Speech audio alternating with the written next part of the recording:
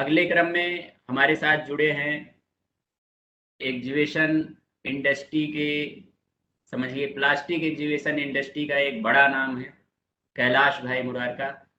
और जैसा कि मैंने अभी बताया कि आपकी काबिलियत की वजह से, चूंकि एग्जीबिशन इंडस्ट्री का एक बड़ा तजुर्बा है और एक बुद्धिजीवी व्यक्तित्व हैं कैलाश भाई, और लगातार एनर्जी से लबरेज रहते हैं।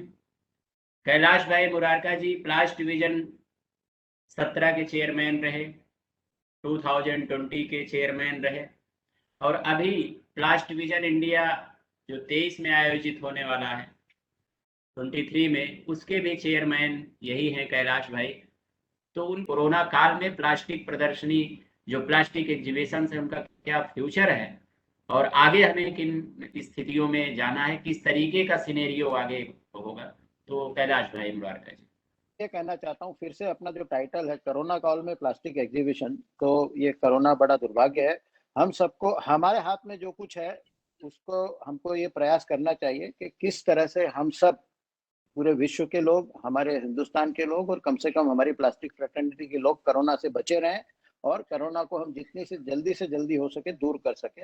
उसकी ओर हम लोगों ने, हमारे plastic vision exhibition, all India plastic association ने मिलकर पूरे प्रयास किए हैं। पूरे 2 साल तक चाहे हमने एग्जीबिशन नहीं किए, लेकिन हम प्रतिदिन प्रति मिनट हमारे एग्जीबिटर्स और प्लास्टिक फ्रेटर्निटी के साथ जुड़े रहे।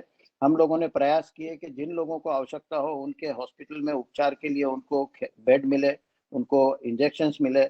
हमारा 24/7 round the clock war room और कॉल सेंटर चलता था, जहाँ पे कॉल्स आते थे कि जिसकी कोई भी परेशानी आवश्यकता होती थी उसको हम पूरा करते थे।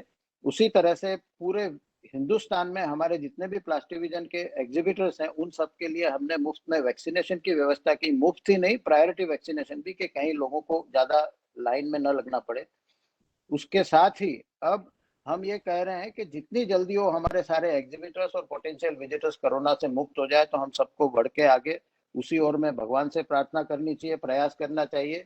क्योंकि कोरोना से जूझना एक बहुत दुखदायी होता है। जिन लोगों ने जूझा है इसको, जिस लोगों ने देखा है नजदीक से, उनको पता है कि बिजनेस एक तरफ है, व्यापार एक तरफ है, एग्जीबिशन इंडस्ट्री एक तरफ है, लेकिन हमारा, हमारे परिवार का और हमारे साथियों का जीवन सबसे ज्यादा महत्वपूर्ण है।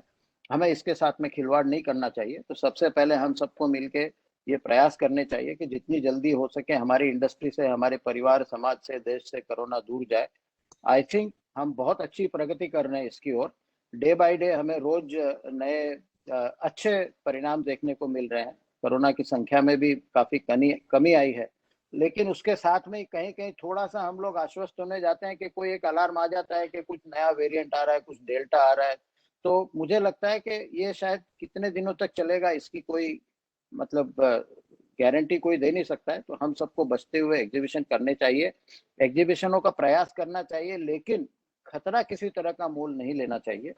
हम सब अगर सुरक्षित जीवित रहे तो व्यापार कर पाएंगे।